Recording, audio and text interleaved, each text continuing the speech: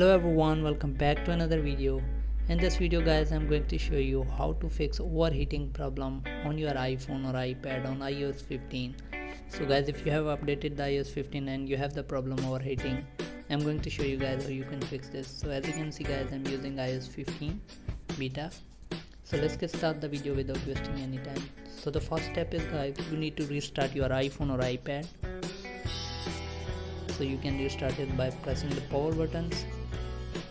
So you need to restart. After this guys, close the background apps, open the switcher and close all these apps. Then guys, you need to lower the brightness as your need.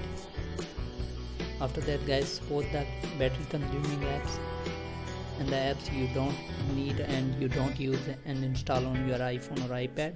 Just delete all those apps if you have installed on your iPhone or iPad. So as you can see, I'm deleting the app which I don't use and I don't need anymore. So guys, make sure that you have deleted all those apps.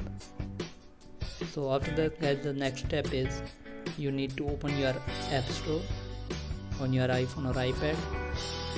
Then click on the user icon in the top right corner.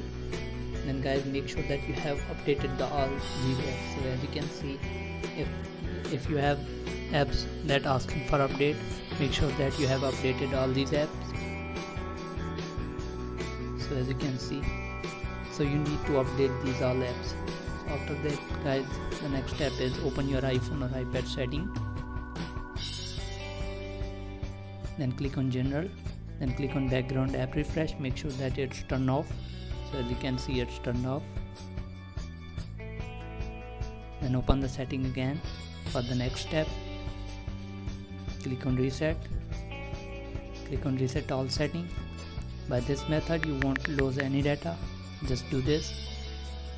So hope this video helps you guys. Thanks for watching. See you in the next video.